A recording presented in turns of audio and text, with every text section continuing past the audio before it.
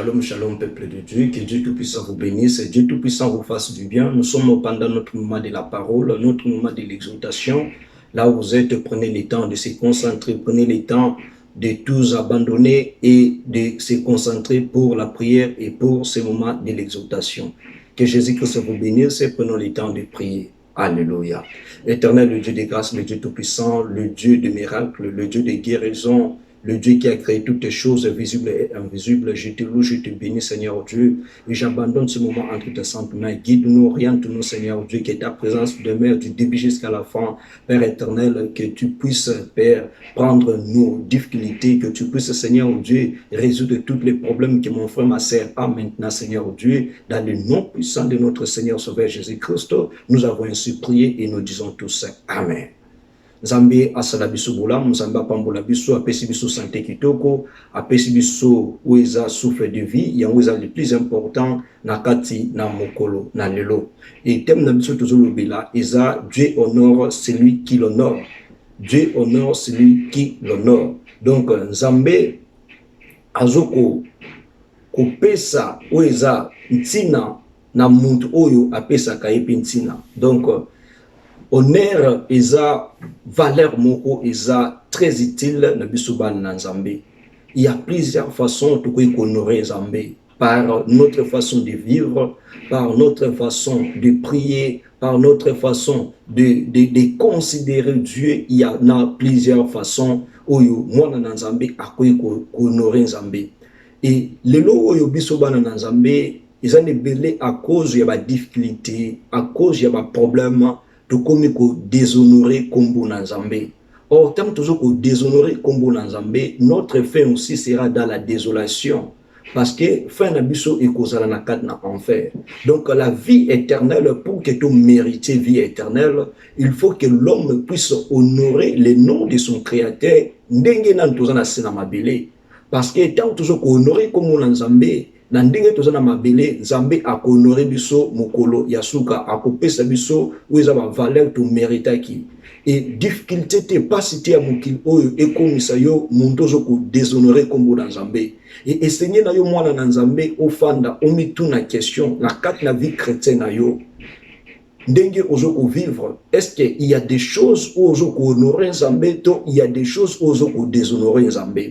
Et tant que na kat na vie na yo, il y a des choses où ils ont déshonoré Nzambe, il faut prendre le temps pour prier que bloko zo ko sala que vie na yo honorer Nzambe te, o glorifier comme Nzambe te, o mettre en à côté. Enfin que o luka biloko o ko sala que comme Nzambe ezala honorer na kat na vie na yo. Comme Nzambe ezala glorifier na kombo na kat na vie na yo, et ce sont des choses là et Seigneur na yo maintenant on s'attacher na biloko là parce que ces choses là ndé ko sala que Nzambe na yo azala honorer. Et que cela que Nzambe na yo azala valoriser.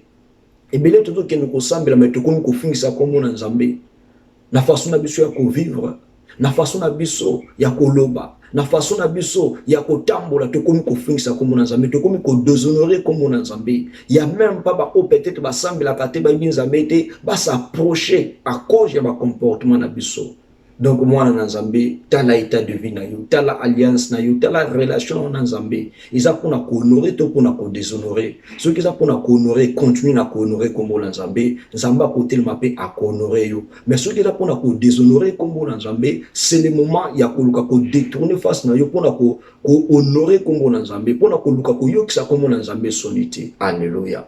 Wana to tanga na kat na mkanda ya Jean chapitre 12. Jean chapitre 12, le verset 25 à 26. Jean chapitre 12, verset 25 à 26. Bible dit, celui qui aime sa vie la perdra. Celui qui est sa vie dans ce monde la conservera pour la vie éternelle. Si quelqu'un me sert et qu'il me suive, et là où je suis, là aussi sera mon serviteur. Si quelqu'un me sert, le Père l'honorera. Alléluia. Ici, Jésus-Christ nous parle ceci. Alobi, muntu oyo alingi vina ye, koleka ye Nzambe, muntu ana ko perdre vina ye. Mais alobi susu ete muntu oyo akoina vina ye, à cause ya mabiloko eza na kati na mokili oyo. ayini vina pour que Nzambe azala glorifié, pour que Nzambe azala honoré. Bible lobi, la personne la conservera la vie éternelle. Donc vie éternelle qu'on la conserver na muntu a honorer comme on Nzambe pour que biloko ya mukili o ezala rejeter ezala abandonner. Donc tu lobi te que yo mwana Nzambe ozala te na posa biloko ya mukili. Oui, toza toujours vivre na mukili. Ça na posa na ngomeko tia na première position te parce qu'il y a beaucoup des enfants de Dieu bazo ba bien mukili ba tia na première position bazo sans Nzambe sima. C'est-à-dire bazo honorer le bien de ce monde. Mais Nzambe bazo honorer. Tu Bible lobi muntu wana ozo honorer vie na ye, azo honorer les choses de ce monde plus que Dieu, muntu na ko perdre vie na ye. Mais muntu azo ko considérer Nzambe, azui biloko ya mukili tia na ba position ya sima, nde muntu na ko conserver sa vie pour la vie éternelle. Mais maintenant yo moko se poser des questions aux na étape ni. Et Bible lobi si quelqu'un me sert donc o azo ko salela Nzambe. Pe azo ko landa Nzambe. Bisika oyo Nzambe azali. Bisika oyo Nzambe azoko vivre, c'est-à-dire cette personne-là, que ce soit serviteur ou servant de Dieu ou enfant de Dieu, Bible lobi yope okozala bisika wana. Et Bible lobi le Père azoko honorer ba oyo bazosa nini bazoko salela Nzambe, pe bazoko s'attacher na Nzambe, bazoko sala la volonté de Dieu. Le Père va honorer ces gens. Nzambe akohonorer bango. Ndeko nanga ba bien mukili oyo ezana bandeli ezana suka. Mais Bible lobi notre Dieu c'est le Dieu éternel asila kate azako leka ba bien mukili oyo yozo kuluka ko honorer ezane belé na bato azo sambela mais aboma bato sala bato mabe atina bato ba poison à cause ya ba bien de ce monde au déshonorer Nzambe à cause ya ba bien ya mukili o sala bato mabe mo priaka jusqu'à présent ozona nous tenter à conserver la vie éternelle parce que au confessant na mabe yo salate. Prenez le temps pour confesser ma biwana. Prenez le temps pour abandonner ma biwana. Luka honorer comme on Nzambe pour que Nzambe a honoré yo. Tant que on s'attache toujours na ba bien wana, tant qu'on s'attache toujours na kosalaka ba mabe, yebaka ke ozoko déshonorer comme on Nzambe, Nzambe a honorer ka ya ta mukolo côté. Mais Luka o changer étape ya vie chrétienne na yo. Luka que vie chrétienne o s'attacher na Nzambe. Vie chrétienne o na alliance o droit liboso na Nzambe pour que Nzambe aille bana honorer yo, pour que Nzambe a valoriser comme on a yo. Parce que tant que vous valoriser comme on a Nzambe, Nzambe pas ko valoriser yo. Mais tant que vous dévaloriser comme on a Nzambe, vina ope ko la dévaloriser. Donc tout s'attacher à Nzambe, tout honorer comme on a Nzambe. Na kotambola na biso na ba maloba na biso, na ba façon na biso ya kozalela. Pour que toi attirer bato vers Nzambe. Tant que tu as déshonoré comme on a Nzambe, il n'y a pas moyen de attirer bato vers Nzambe, mais tout qui ne se bat musika na Nzambe. Et mon toi honoraka comme on a Nzambe, Nzambe a télé makana vie na ye. Pour que Nzambe a rendre o eza bolamo ya sala. Mon toi honoraka comme on a Nzambe, Nzambe a télé makana pour a récompenser vie na ye. Kotika ke ba bien mokili o ba réalité ya mokili o e ba na ko déshonorer comme on a Nzambe na kat na vie na yo. Mais au contraire, ba pasi ba difficulté ya mokili o s'attacher na Nzambe pour mon abola, pour mon esengo. Tout en Jesus na kat na mukanda na Nzambe, na mukanda ya Daniel le chapitre nango 3, toujours le verset 12, 17, 18 et puis tokotanga le verset 22. Bible lobi, or il y avait des Juifs à qui s'y a remis l'intendance de la province de Babylone, Shadrach, Meshach et Abednego. L'homme qui ne tient aucun compte de toi, ô roi, ils ne servent pas de Dieu et ils n'adorent point la statue d'or que tu as élevée. Le verset 17-18, Bible dit, voici notre Dieu que nous servons peut nous délivrer de la fournaise ardente et il nous délivrera de ta main, ô roi. Si nous sache, ô roi, que nous ne servons pas de Dieu et que nous n'adorerons pas la statue d'or que tu as élevée. Et le verset 22, Bible dit, Comme l'ordre du roi était sévère, que la fournaise était extraordinairement chauffée, la flamme tua les hommes qui avaient jeté Shadrach, Meshach et Abed-Négo. Alléluia. Ici, on nous parle de l'histoire de Meshach, Shadrach, Abed-Négo, Toyebi. La Bible nous dit il y avait un roi, la combo ya roi Nabucodonosor. Ce roi a remis qui charge la province entre le man de Shadrach, Meshach, Abed-Négo. Et quand on va remettre bango charge, il y avait aussi le loi qui est établi dans quatre Namboka et Babylone, que toutes les personnes, il faut adorer qui la statue, donc le roi a établir. Lorsque batu bakoyoka bason ya ba trompette ko beta, et c'est ba ibana ko gumba mela qui ekekuana. Mais la Bible ici nous parle que les trois personnes, malgré le roi appelle ça qui bango charge, malgré le roi appelle ça qui bango qui responsabilité, le kola bayeba qui valeur ya nzambe na bango, ko honorer le nom de l'Éternel, c'est aussi de connaître sa valeur, c'est aussi de respecter les commandements na nzambe, c'est aussi de connaître les rétributions de Dieu envers ta vie. Bible lobi, quel que soit les charges pe samela ki bango baboya ki kogumba mela ozela ki bikeko ozela ki la statue au roi taki et bato bazela ki aux environs bakinde bafunda ki bango koyebisa roi, voilà la loi que tu as donnée.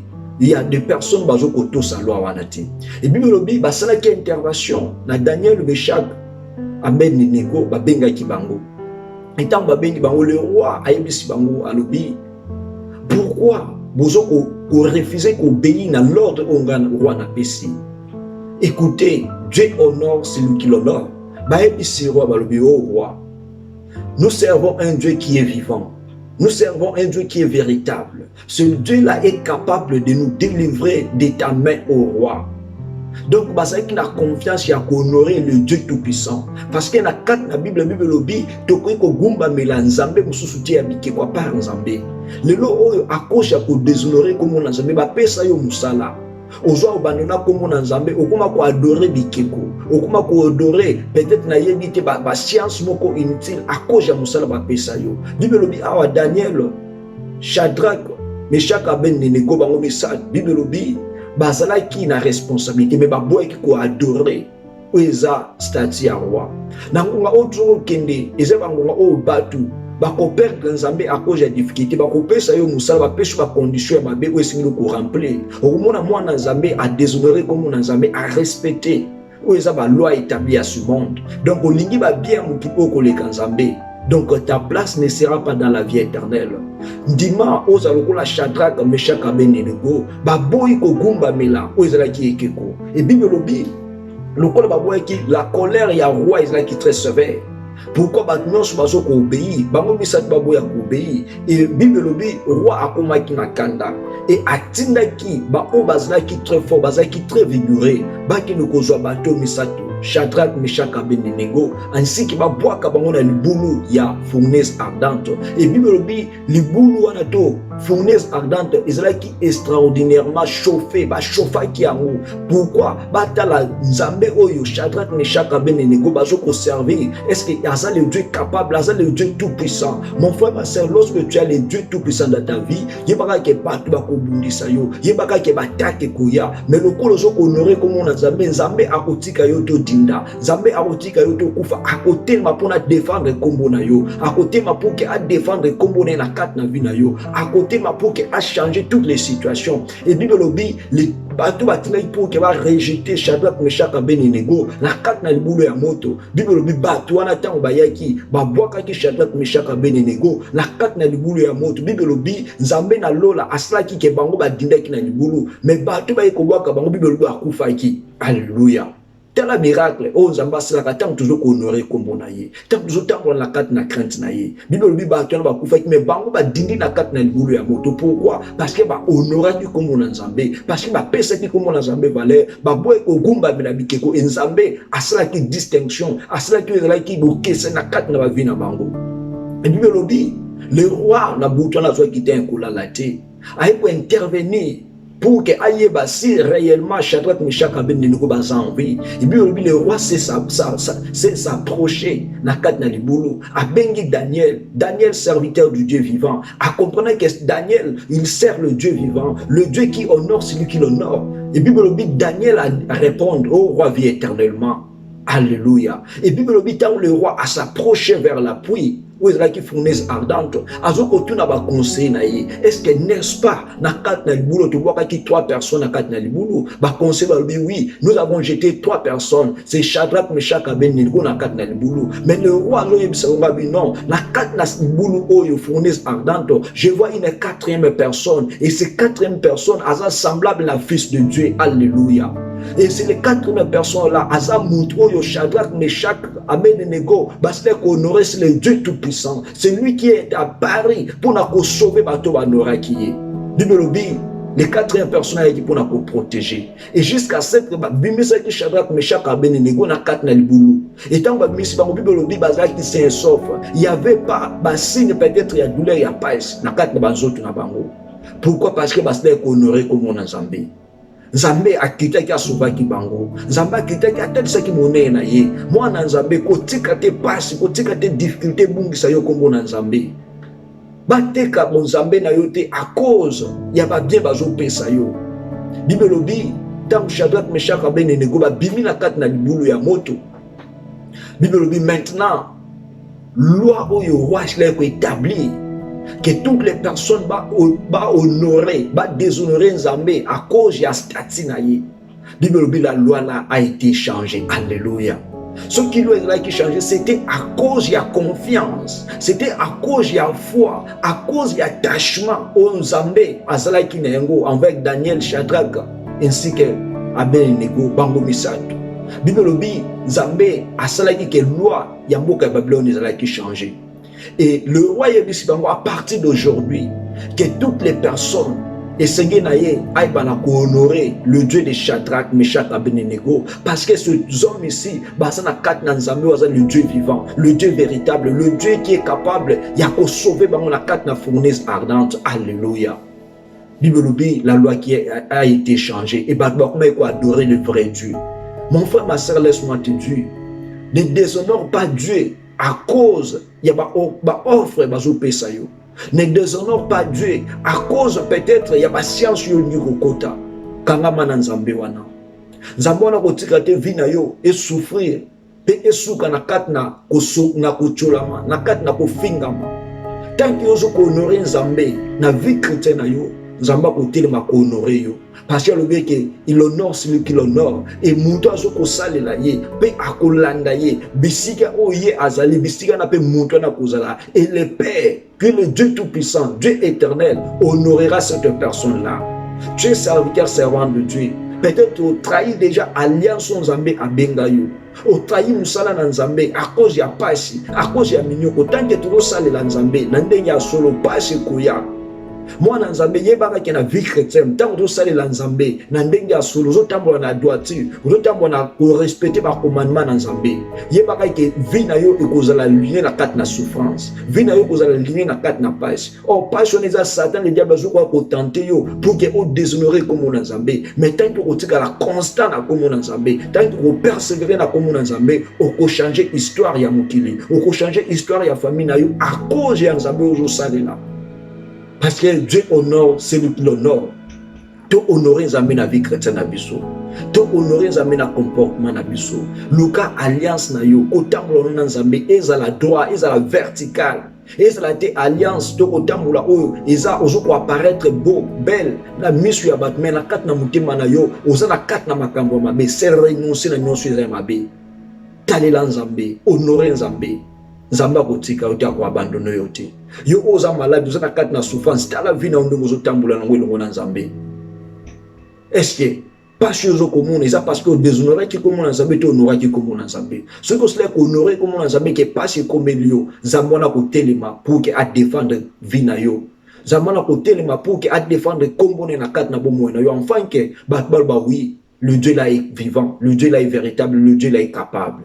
Qui tika ete le Dieu de Shadrach, Meshach, Abednego, wasle ko honorer bango liboso ya roi atelema a honorer yo na ba problème ba difficulté la TV na yo apesa yo vie a changer makambo na yo na kombo na Yesu Masia, le Dieu tout puissant, le Dieu de la Bible, le Dieu de Shadrach, Meshach et Abednego, le Dieu qui est le même hier aujourd'hui éternellement makambo na yo a côté yango pe a honorer vie na yo a honorer au nyon sur sala pour na kombo na ye enfin que le monde ici balba oui certainement cet homme ou cette femme azamuntu a honorer qui comme na Nzambe a pambola yo Nzamba sela yo bola qu'on déshonorer comme on a zabété, mais attache-toi toujours à notre Dieu. Attache-toi toujours, il y a qu'on servir et qu'on honorer comme on a zabé.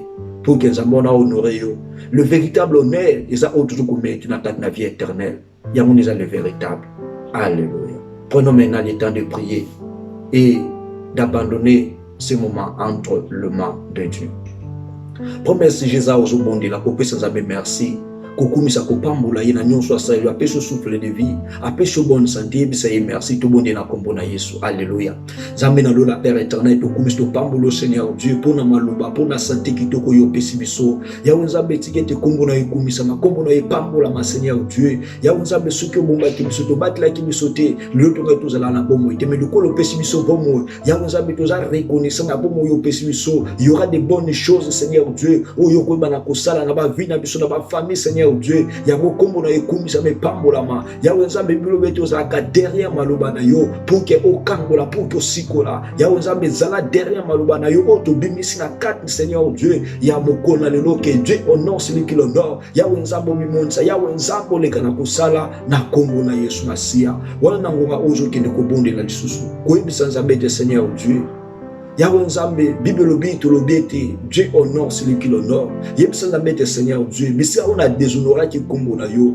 na makambo na nga ya mabe, Yahweh Nzambe ne tamboli na nga, senga mawana Nzambe, yo o yeba na ko honorer kombo na Nzambe, yebisa Nzambe te Seigneur Dieu, sunga nga Yahweh Nzambe, quelles que soient les difficultés, quels que soient les problèmes Seigneur Dieu, na déshonorer kombo na te, mais na honorer kombo na yo, pamba te lobete o a honorer kombo na yo, Yahweh Nzambe vie éternelle za partage na ye, tout monde na kombo na Yesu, alléluia.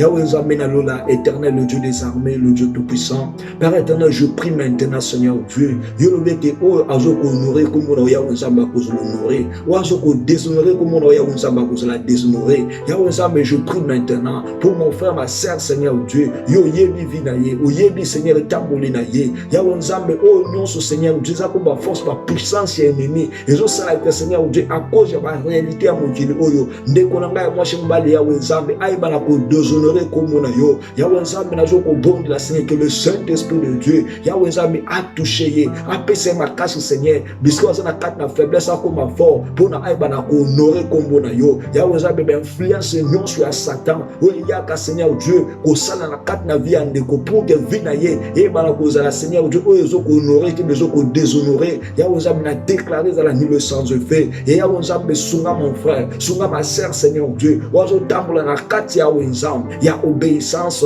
na kat Seigneur Dieu, ya alliance la véritable. Yahweh Nzambe na kat na crainte na yo, azoko honorer kombo na yo. Yahweh Nzambe tikete kombo na yo Seigneur Dieu, et ba na ko honorer kombo na ye. Yahweh Nzambe tala à cause ya obéissance ya zanango, à cause Seigneur ya crainte ya zanango, tala difficulté, tala passe Seigneur Dieu, et la TV na ye, maladie la TV na ye. Oh Père éternel, yo le bête tu honore celui qui t'honore. Yahweh Nzambe na déclaré à cause ya ko honorer kombo na yo, lokolo kita ki défendre ki Shadrach Meshach et Abednego. Yahweh Nzambe, je prie aussi et que Seigneur Dieu, à cause de ton nom, aucun ne peut délivrer, aucun ne peut apparaître bon. Na kat na vie à mon frère, na kat na vie à ma sœur. Yahweh Nzambe, non soit kada qui vit na ye, non soit condamné qui vit na ye, à cause ya ko honorer kombo na yo et libérer vie na ye dans l'immédiat, dans le nom puissant de Jésus. Père éternel a déclaré, bola mon yo Seigneur Dieu, et la partage na ye. Yahweh Nzambe la délivrance, Yahweh Nzambe la paix, et bana kolanda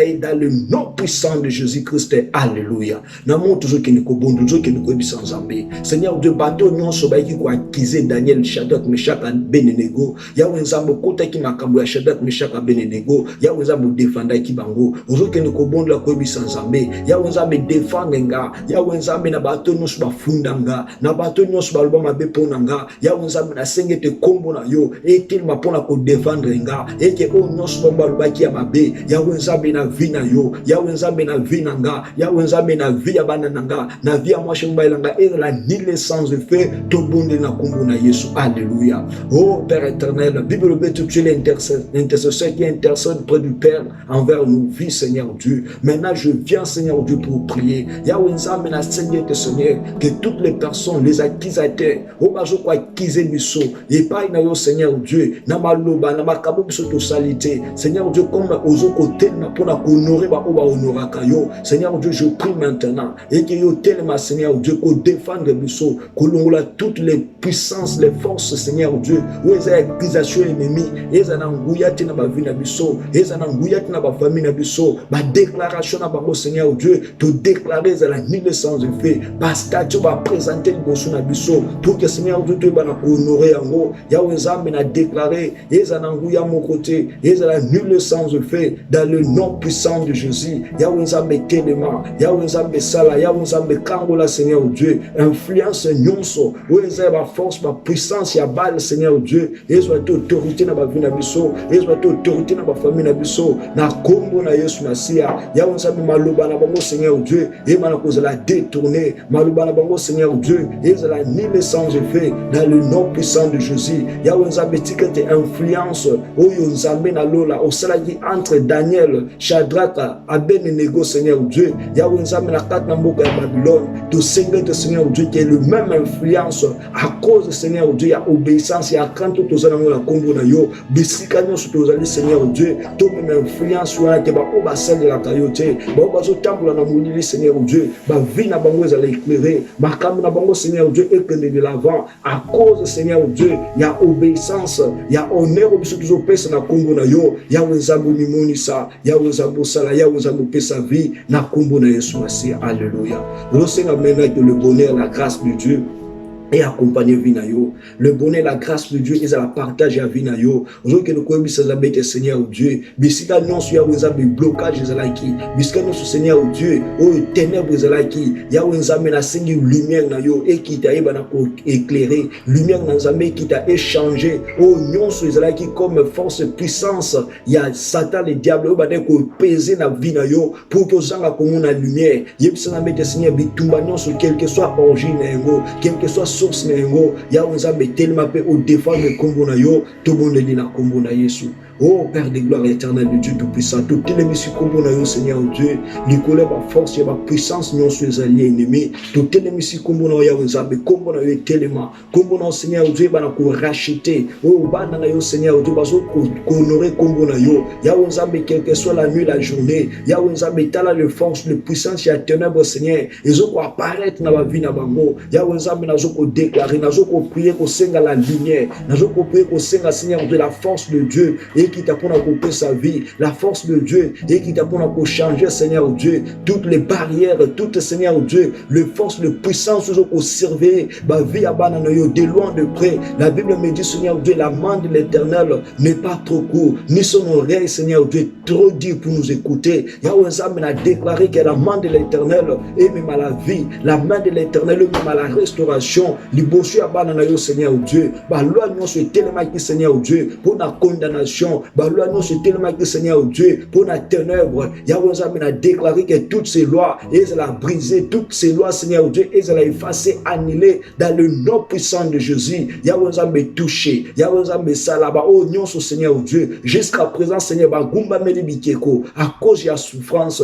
à cause de la difficulté que le Saint-Esprit na yo Seigneur Dieu a qui nous toucher moko na moko. Yahweh Nzambe conscience zonga enfin que Seigneur Dieu que bana ko honorer, que bana ko gumba mais le seul et l'unique vrai Dieu, car la Bible nous devant la face de l'Éternel, tu veux que Gumba me la bique côté, tu veux que Gumba me la Dieu étrangerté, Yahweh Nzambe à cause ya koluka musala, à cause du Seigneur Dieu ya koluka vie à stabilité, il y a des gens Seigneur Dieu, basi ba Gumba me le bique ko, il y a des gens Seigneur Dieu basi ba teki ba amna ba pas Satan du diable, Yahweh Nzambe nazo ko bon la cause récupérer que toutes les âmes, Seigneur Dieu, au monde à ténèbres, à récupérer, monde à ténèbres, à yibi, Seigneur, à cause de Pasi, à cause de Minyoko. Je prie maintenant, je déclare que le Saint-Esprit, Yehoazana Makoti, Seigneur Dieu, a touché les guerres et le rang. Yahweh ba au nom subakenda qui à cause de l'ignorance, à cause de Pasi, à Minyoko, que le Saint-Esprit a touché moko na moko, a libéré moko na moko, a racheté moko na moko. Yahweh ba prisonnier subakana qui ba na yo. Yahweh à cause ya Pasi, à Minyoko, Seigneur Dieu, libéré moko na moko, pesa moko na moko vie, enfin que Seigneur Dieu, to salé la yo, enfin que Seigneur Dieu, to honoré comme na yo, le Dieu infini, le Dieu éternel. Oh Père éternel, merci Seigneur Dieu, car tu as sauvé, merci Seigneur Dieu, car tu as ramené à la vie mon frère, ma sœur, Yahweh Wazala qui condamné, Yahweh au monde à ténèbres, Alobaki qui est marqué pour sibate, Vinaïs a bloqué, Yahweh a déclaré, Vinaïs comme a débloqué, na kombo na Yesu Masia, na kombo na yo le roi des rois, alléluia. Maintenant, toujours qui nous coubonde là, nous avons une intervention à 4e personne, aya na 4 na vie na yo. Nous avons besoin de mettre Seigneur Dieu, yo nous avons les 4e personne à 4 na libulu ya moto. Yo besoin de mettre Seigneur, Shadrach, Meshach, Abednego, balobi na roi, toko gumba mela et qui écouter toko gumba mela le vrai Dieu. Yo besoin de mettre Seigneur Dieu, na bengo ya nzambe ko apparaître na 4 na vie na nga. Oui, ben on va apparaître na 4 na famille na nga. Peut-être babwa qui déjà vie na yo na libulu ya moto. Babwa qui déjà vie na yo makamu na yo santé na yo na libulu ya moto. Yebisa na bete Seigneur, à cause de ton nom Père éternel, ne vie na ngeza ou Isaïa Pasi. Ce qui peut peut-être venir à Pasi, à cause peut-être il y a désobéissance, à cause peut-être il y a déshonoré comme on a zambé. Aujourd'hui, il y a comme ça zambé, à qui t'a mawané na kat na vina yo. Yepsa na bete Seigneur Dieu. Peut-être il y a d'autres choses na skak na kat na ignorance, na zanga ki kuyeba. Mais ya wanzam na zu connaissance ya luba na yo. Ya wala singi miséricorde na yo. Na kat na vina nga ya wanzambe limbisa pardonnenga tomone na kombo na Yesu Masia. Alléluia. Oh Père de gloire zambé na lola. Seigneur Dieu, c'est toi qui es la 4e personne, ose le quoi apparaître. Na 4 na fournaise ardente, Seigneur Dieu. Yahweh Zambé na belle lieu na bon moyen de commencer de kumbai. Yahweh Zambé ceux qui peut-être vivent na ye, ils ont na 4 na minyoko yo, ils ont na 4 na maladie ou ils ont na 4 na page yo. Peut-être Seigneur Dieu, ils ont à cause à celui qui honorer comme na yo. Bible bete quoi ko conserver vie na ye à ko perdre.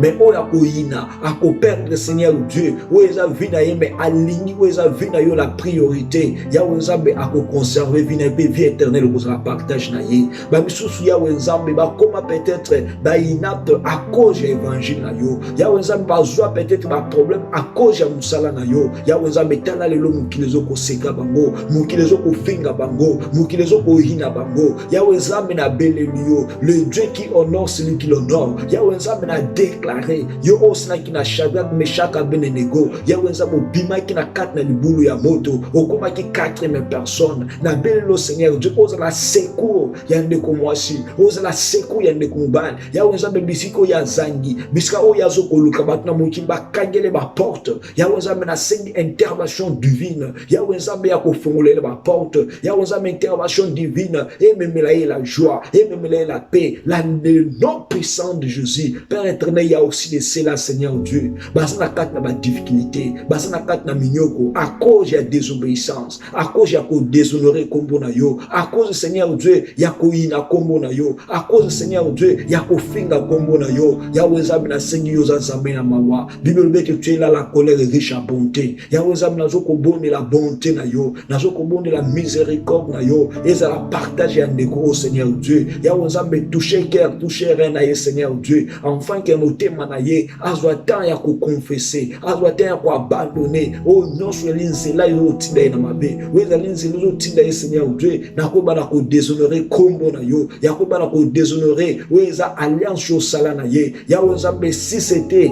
Seigneur Daniel Shadrach Abednego ya wezambe baza la sauver ya wezambe à cause Seigneur Dieu alliance bazala kina yango à cause Seigneur Dieu ya persévérance bazala kina yango ya wezambe sunga biso ya wezambe sela biso bikamwa ya wezambe sela biso bikamwa sela biso makamwa minene ba porte Seigneur Dieu oyo tolukai kohonore kombo na yo yawe nzambe telema honore biso yawe nzambe telema okota makambo na biso eke bato yawe nzambe batelaki biso na liso mabe à cause ya honneur topesaki kombo na yo yawe nzambe vie éternelle ezala partage na biso vie éternelle esala oyo ezala posa ya mitema na biso pamba tolobi ete oyo nyonso Seigneur Dieu akolanda yo akosalela yo akofanda bisika oyo ofandi yawe nzambe pepa akoyeba na kohonore ye tosengi ete ke le Dieu tout-puissant a honoré biso le Dieu tout-puissant asala biso ya minene ya bikamwa dans le nom puissant de Jésus.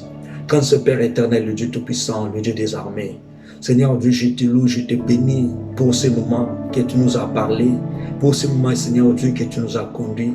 Père éternel, que ta parole puisse se demeurer dans nos vies, que ta parole puisse se demeurer dans nos cœurs, que ta parole, Seigneur Dieu, soit le partage de notre vie. Père éternel, je prie maintenant, je déclare maintenant, Seigneur Dieu, que tu puisses se transformer, mon Dieu, mon roi, toutes les personnes, Seigneur Dieu, qui sont là, Seigneur Dieu, non pour honorer ta parole, non pour honorer le nom de l'Éternel, mais ils sont là pour déshonorer le nom de Dieu. Père éternel, sauve, Père éternel, transforme ces personnes-là, afin que, Seigneur Dieu, que leur vie, que leur, Seigneur Dieu, engagement vers toi soit honoré dans le nom puissant de Jésus. Et donne aussi de la force, Seigneur Dieu, à ceux qui sont là pour honorer ta parole, quelle que soit la tentation, quel que soit, Seigneur Dieu, les offres de ce monde, du Satan, les diables, qui ne puissent pas abandonner d'honorer, Seigneur Dieu, et de marcher dans l'obéissance, dans la crainte à cause de ton nom. Père éternel, transforme et bénis, Seigneur Dieu, notre souhait est que le jour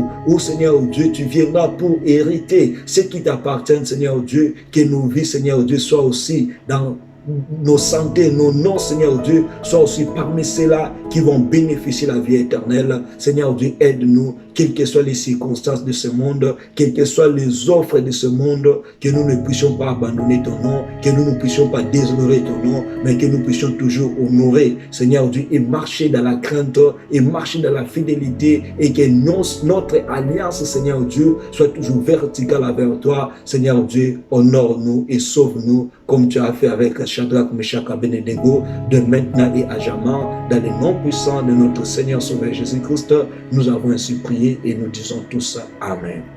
Que Dieu Tout-Puissant vous bénisse, Dieu Tout-Puissant vous fasse du bien de partout dans le monde.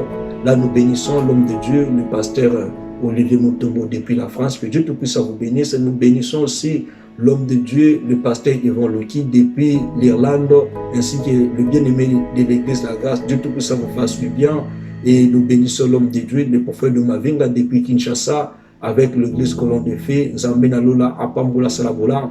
Et nous bénissons aussi l'homme de Dieu, le pasteur Prosper Kassongo, Zambé Apambola Yo Asalabolamu. Et puis Zambé Apambola, bien-aimé Nyonso, il y a groupe Parole de l'Éternel WhatsApp, ainsi que groupe Les Amoureux de Jésus-Christ, pourquoi pas le groupe Le Mystère dit Rocher. Zamena Lola Apambola Biso Salam Subulamu.